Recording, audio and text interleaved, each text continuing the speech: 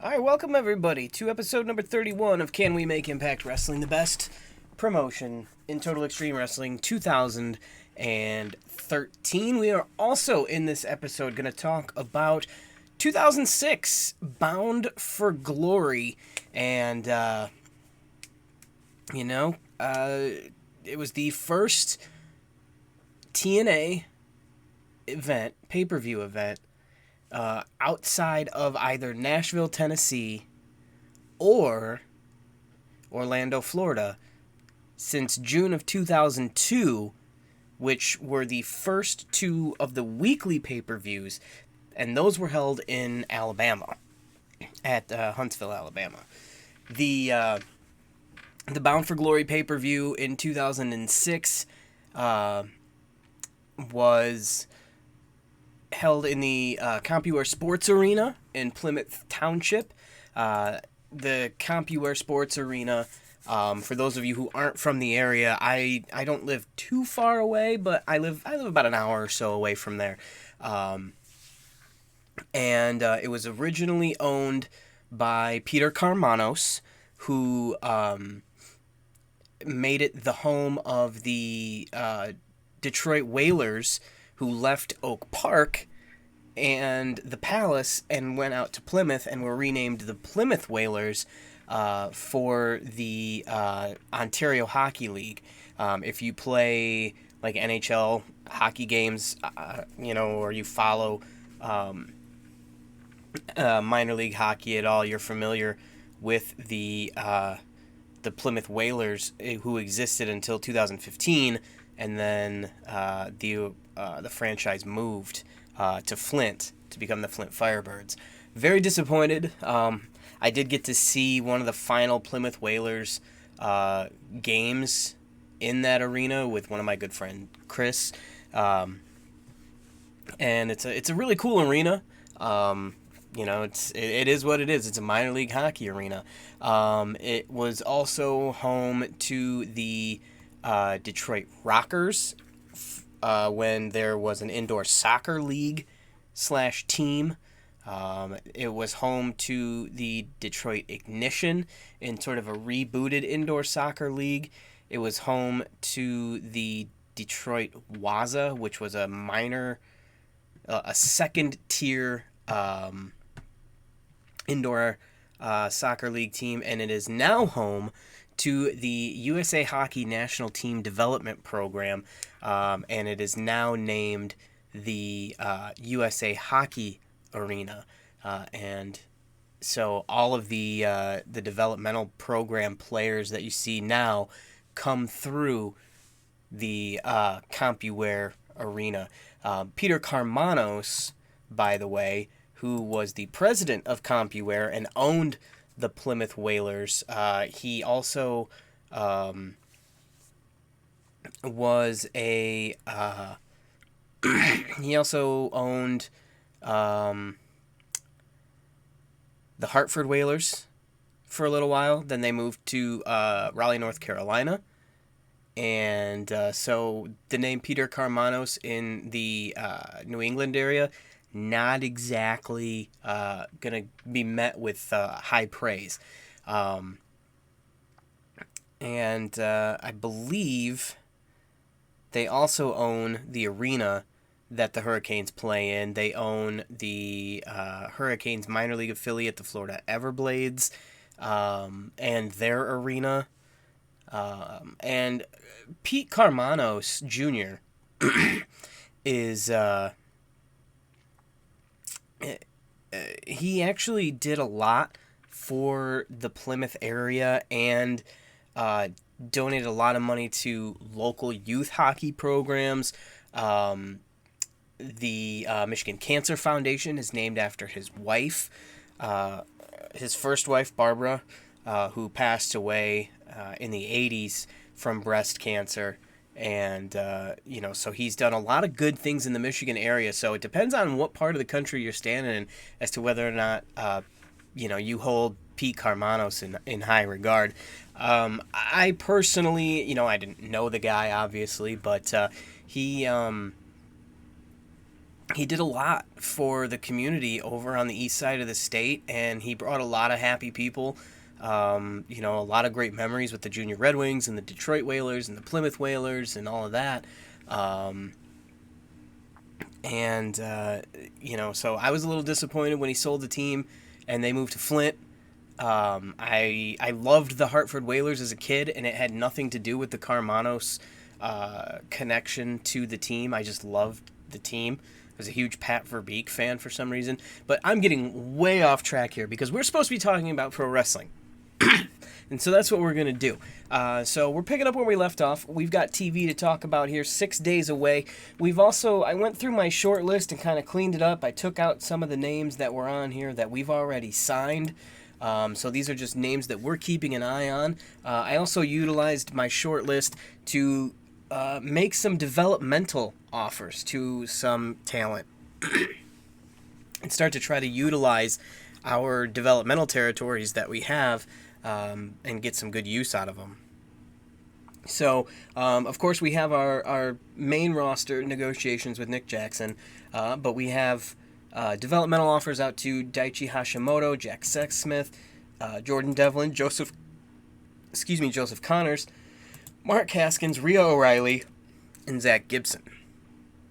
I also have an offer out to Red Shoes Uno to become a referee exclusively on Impact Wrestling. So we'll go ahead and forward this, and we'll go back to talking about Bound for Glory. One dark match, 4 minutes. Bobby Roode beat Lance Hoyt in a singles match. The next match, and I've talked about this quite a bit, is some of the best promo work in TNA. So it was the Kevin Nash Open Invitational X Division Gauntlet Battle Royal. The name alone is a mouthful. And it featured 16 of the what do you want to call it? 16 of the best X Division wrestlers and one referee. So you had, and a woman. You had Austin Starr, who came in at number 1, Sanjay Dutt, Matt Bentley,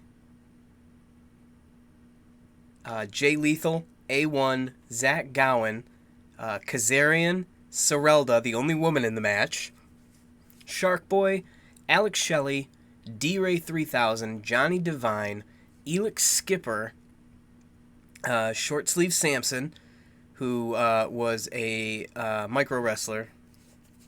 You had Norman Smiley and Petey Williams, and then Slick Johnson was out there doing Slick Johnson shit that he usually did. Austin Starr, a.k.a. Austin Aries, would pick up the win in the Battle Royal. He would last eliminate Jay Lethal and Alex Shelley to get the win. Alex Shelley was the heavy favorite considering he was part of Kevin Nash's paparazzi stable at the time, I guess, if that's what you want to call it. All right, we've got decision awaiting our response, so let's see what that is. We've also got some contract extensions. Percy Watson set to sign a contract extension. They can have him. They're going to need him because they're about to lose Michael Cole. All right. Let's see what our decision is. Hey, we got Nick Jackson. All right. Sweet. All right, so we are going to go ahead and sign Nick Jackson. He will be here in 2 weeks' time. It's good stuff. Michael Cole is available to start in a week, so he won't be here for this week's TV, but definitely will be on board for next week's taping. Yay for us. All right. Moving forward. Next match on the card was a Fatal 4-Way Tag Team match. A very quick Fatal 4-Way Tag Team match. The Naturals, with Shane Douglas at ringside. The James Gang, Road Dogg and Billy Gunn. And America's Most Wanted against, who was the fourth team? Team 3D. And they would win it. I can't believe I almost forgot them. But they were the ones who would win it. Team 3D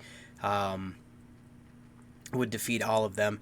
The next match was a Monsters Ball match with a special guest referee. You had Spike Dudley, Brother Runt, Raven, and Abyss and Samoa Joe in the Monsters Ball Fatal 4-Way.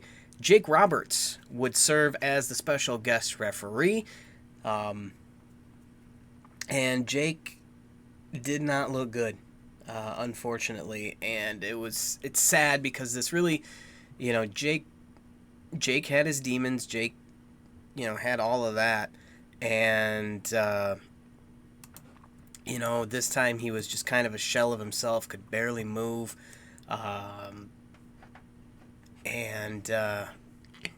It was going to be another, God,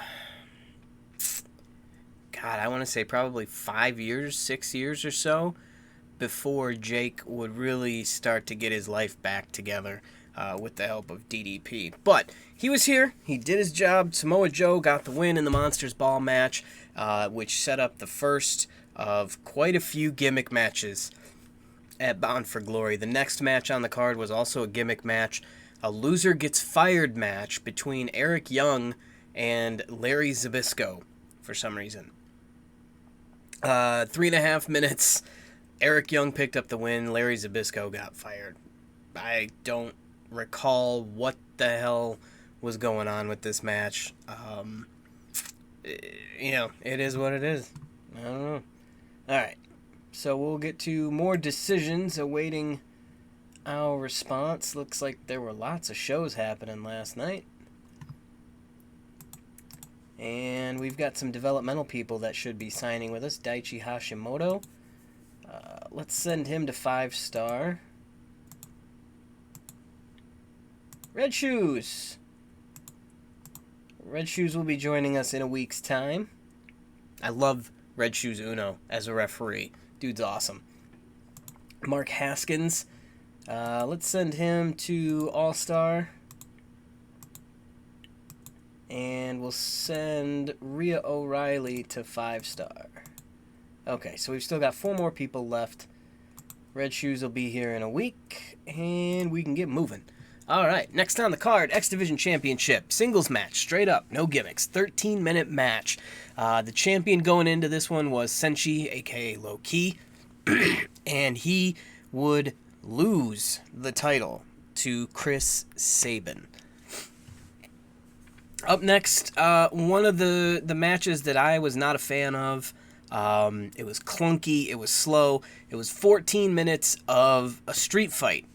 An 8-mile street fight, because they're in Plymouth, which is, coincidentally, nowhere near 8 Mile. Just as an FYI for those of you who aren't familiar with Michigan geography, Plymouth Township is nowhere near 8 Mile. But an 8-mile street fight nonetheless. Christian Cage would beat Rhino, who happens to be from the Detroit area, hence the name 8 Mile Street Fight. And for those of you who aren't aware, Terry's not really from Detroit either. I think he was born there, but I'm pretty sure he lives in Dearborn. I'd have to double check with Terry, but I'm pretty sure that's it. Alright, so anyway, I completely and totally digress. 8 Mile Street Fight, Christian Cage beat Rhino. So there you go. 2 matches left. We'll talk about them here momentarily. We've got more decisions to get to and year-end stuff happening. So let's find out what's up. AAW. Looks like they're in trouble financially. And, yeah.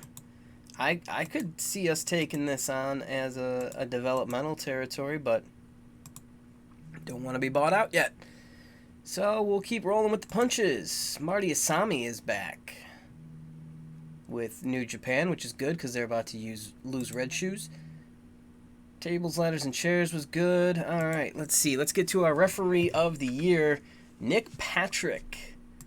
Nicky Patrick is a referee for Shine and WSU. Color commentator of the year, Nigel McGuinness. Congratulations. Announcer of the year, Mauro Ranallo. I love Mauro Ranallo. He's fantastic. Paul Heyman, manager of the year, no shock there. Indie wrestler of the year, Cibernetico. Wow. All right, cool. Good for him. Female wrestler of the year, Kairi Hojo. That's a get. for Impact Wrestling. She is our Impact champion, and she should be Female Wrestler of the Year because she has done nothing but win ever since she came to Impact Wrestling. Veteran of the Year, Flip. Hey, good job, Flip. I don't know if I would call him a veteran because he's only 4 years. Oh, Young Wrestler of the Year. I skipped right over veteran. So, good job, Flip. Veteran Wrestler of the Year, Hiroshi Tanahashi. Show of the Year was WWE Liberation, which isn't even a real thing.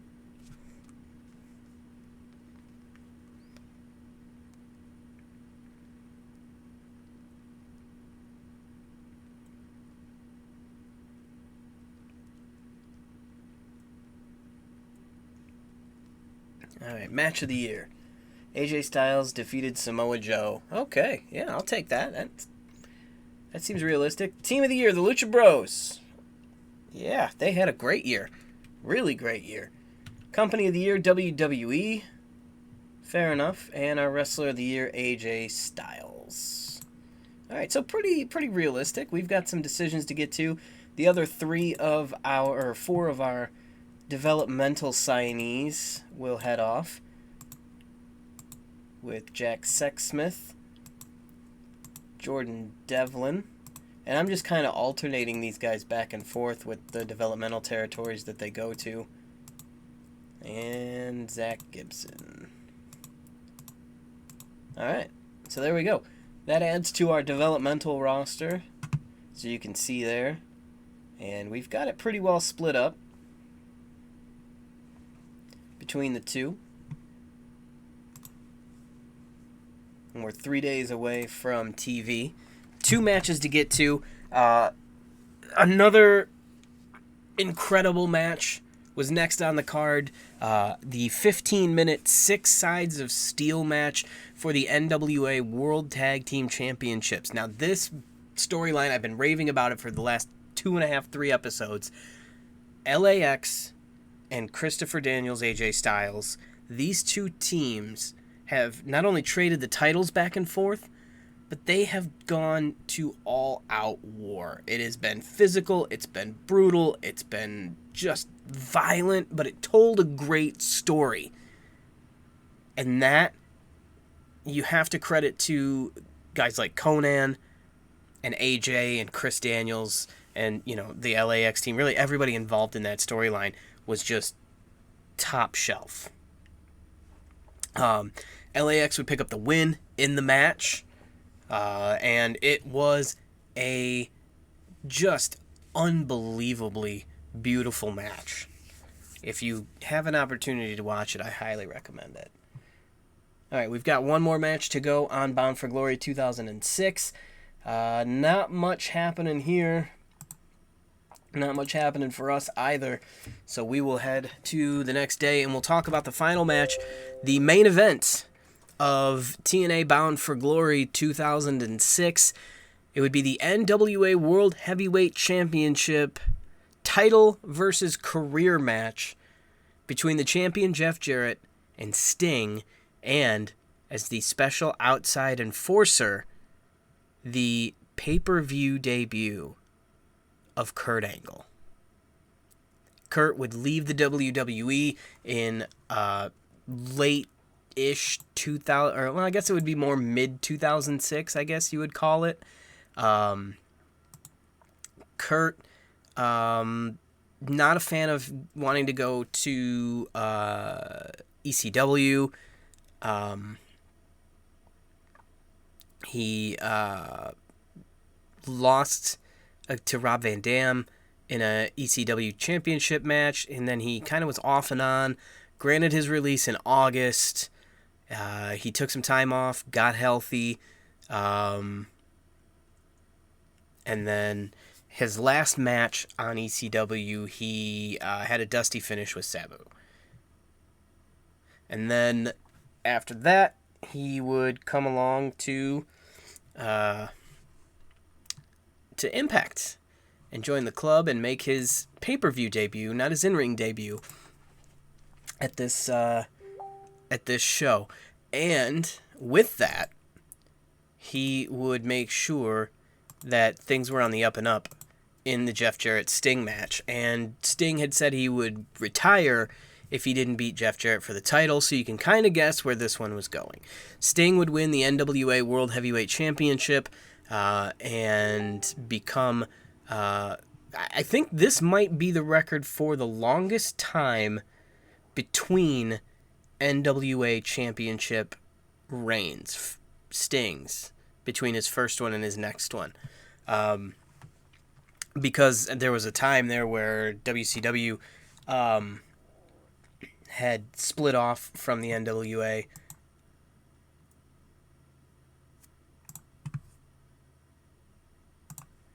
All right, so here we go. Adam Cole starts in a week. Okay, so that is Bound for Glory 2006. The next pay-per-view, which would take place in November, would go back to Orlando and back to the Impact Zone. You had... trying to think of who all was in this one. Tracy Brooks would make an appearance. Jerry Lynn would be on this one. I think that's pretty much it. And it was another instance of the NWA World Heavyweight Championship not being in the main event match, which was strange.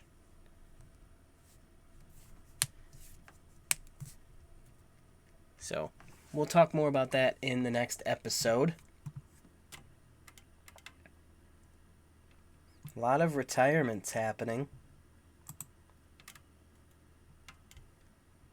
Al Snow's retiring.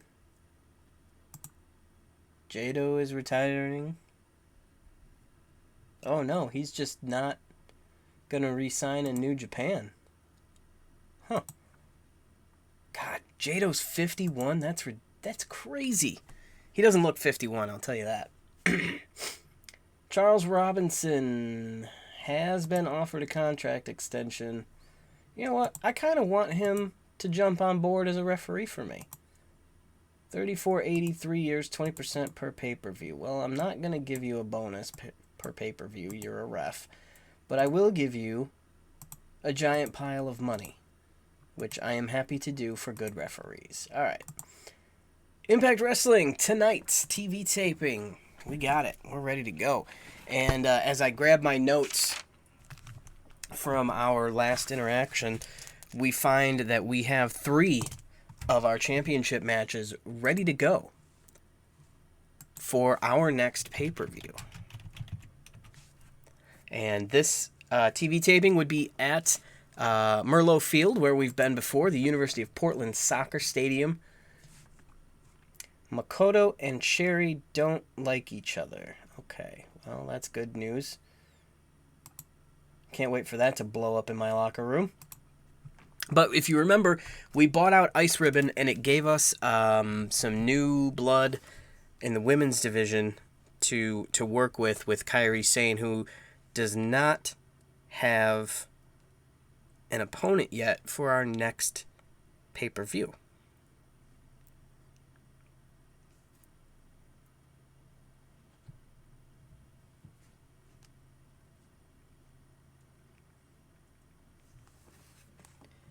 All right, so we've got Alex Shelley and Kofi Kingston for the WWE, the Impact Championship.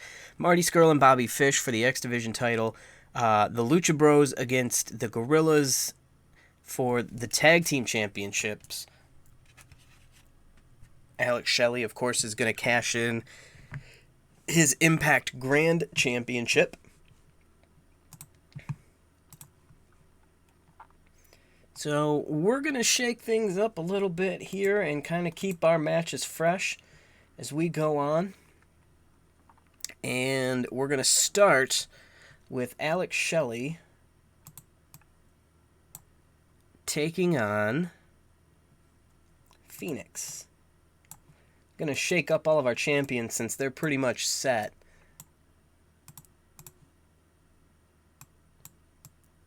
With the exception of the one.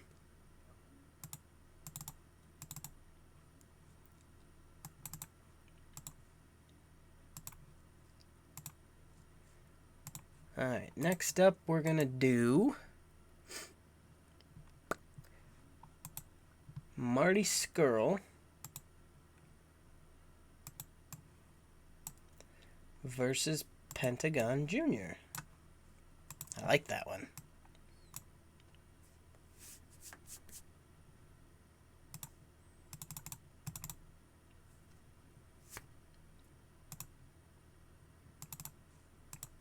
That might actually be our co-main event.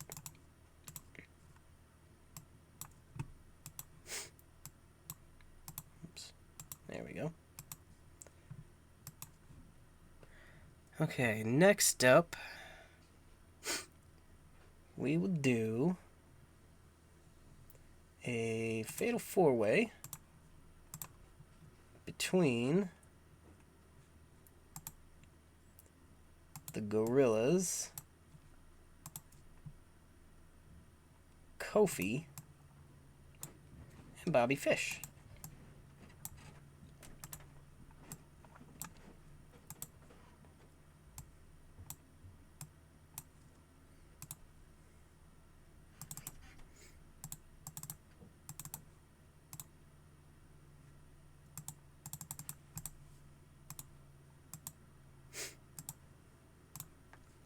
Alright, so we've got all those squared away.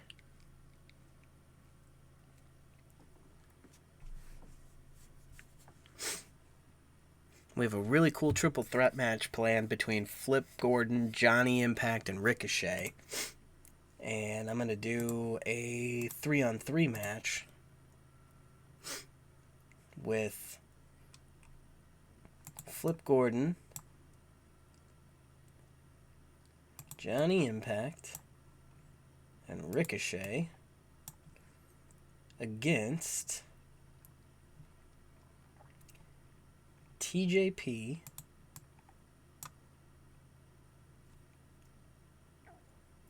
Kota Ibushi, and Jay White.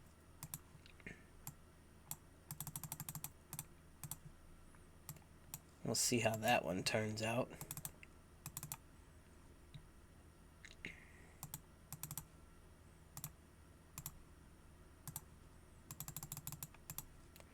Alright, let's see if we can find us a good women's division match here, so Kairi has somebody to actually fight.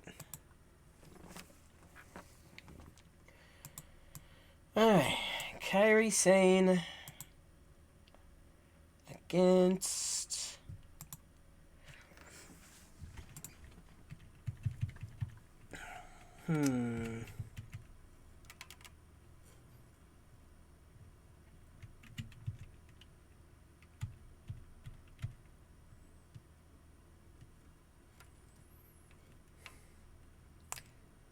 let's try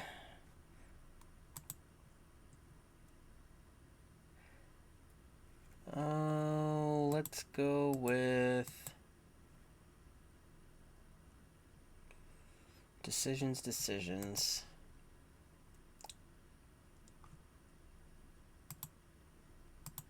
Let's go with Akane Fujita.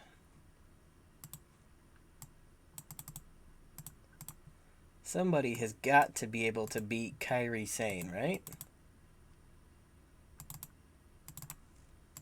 Somebody in this world?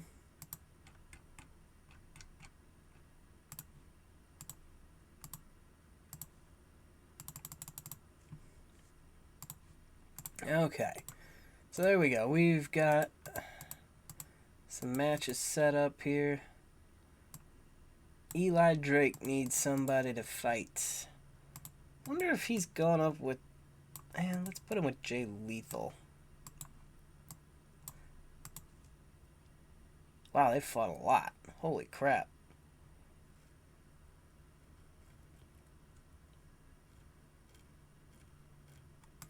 Yeah, we don't want to do that.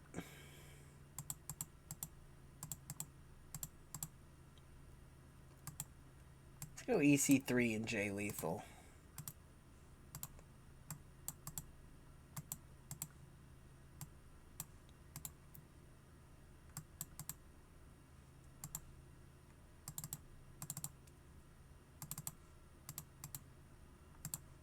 EC3's been kind of disappointing lately. So we'll see if this perks him up a little bit. Alright, now let's find somebody for Eli Drake.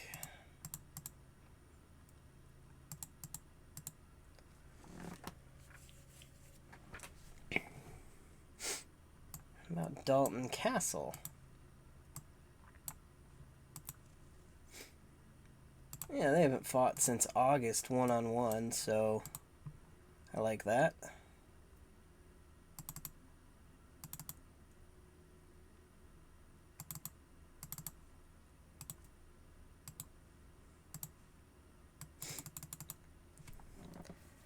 Okay, now we'll plug in a tag match. Let's do a triple threat tag match. Let's get OVE back on TV. They haven't been on television in a minute or two, or 6. Probably because they're so far down on the card.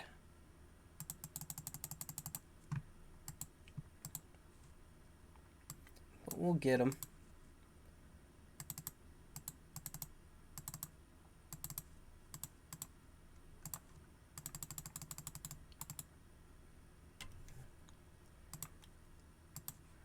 Alright, and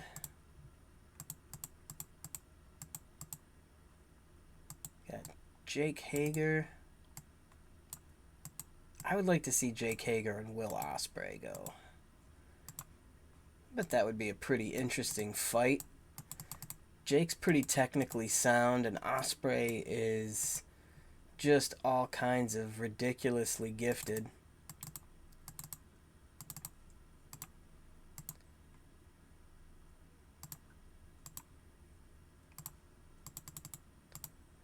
Alright, we've got 10 minutes left, which is perfect because I've only got 2 top guys left. Rich Swann and Sami Callihan. That seems like a match made in heaven. They've never fought one-on-one, but the matches they have been in have not been good.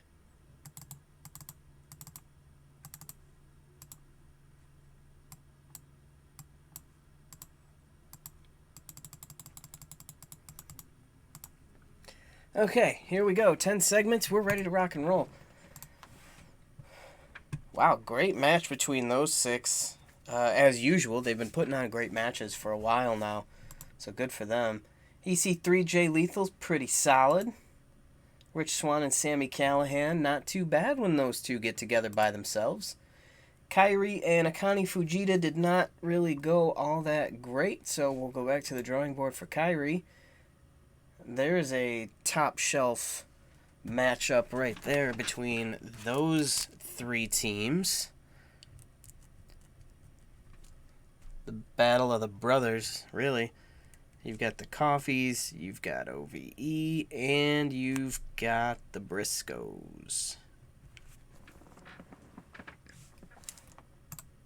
Then Eli Drake and Dalton Castle did well together. I'm liking how this is shaping up. Jake Hager and Will Ospreay, it was okay, wasn't terrific. Alex Shelley and Phoenix was a barn burner. This one kind of lacked a little bit, and I kind of figured that would happen with the Gorillas on board. And our main event, a B+. Wow, I think that's the first time we've ever gotten a B+ rating on this show.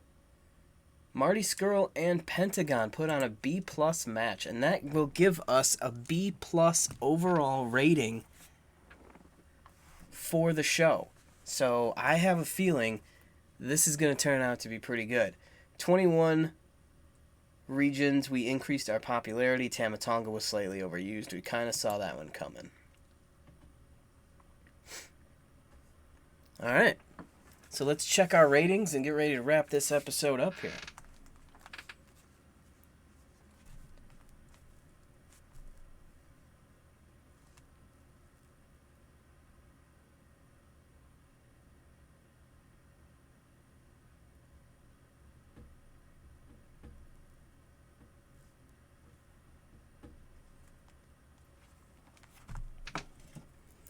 Alright.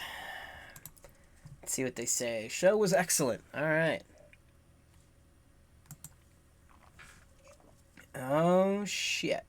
That's probably not good. Alex Shelley is hurt. So we'll have to take a look at that. James Drake. Looks like he might be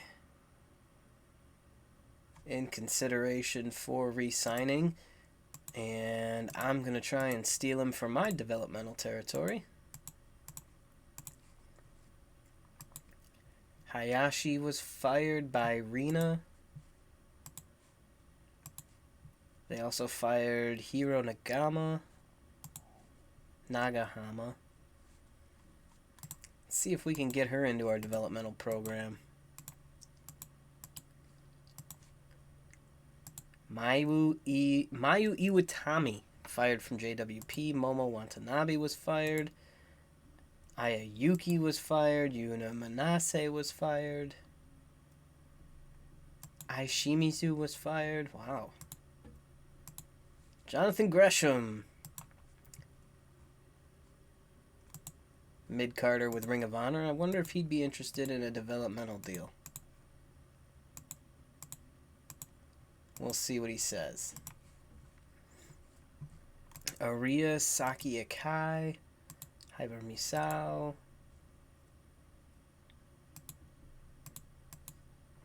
Percy Watson to stay with WWE. Good for him.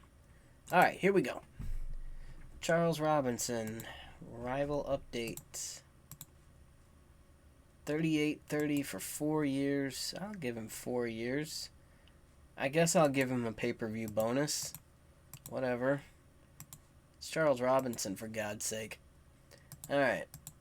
Coda barely wrestled. Come on. Alex Shelley has sustained a chondromalacia patella. Okay. He is out 1 year, 1 month. Injured but continuing to work. Shit. Because that really puts a damper on my plans for the Impact World title. Ratings. We were way up on Fight Network, a 1.15. That is fantastic. 1.46 on Spike UK, also way up. Oh! Look at that. A 3.33 on Pop. Look at that. That is awesome. That's sad news. That kind of sucks like a whole bunch. But we're moving. We're doing it, man. So, good stuff for us there. Losing Alex Shelley could be a bummer, and we may have to pop somebody else in short notice.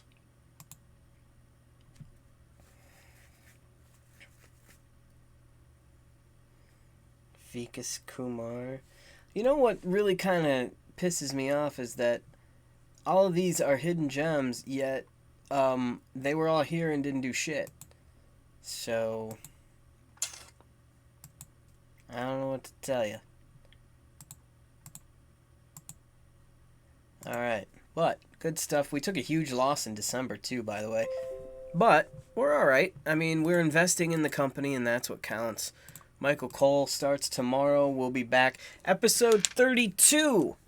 We'll see the debut of Michael Cole on Impact TV. We will also see Genesis 2006. We'll break that down for you as well. And we'll figure out what the hell we're going to do with Alex Shelley. So stay tuned. My name is the Mayor Jason Smith. We'll see you tomorrow. Be excellent to each other.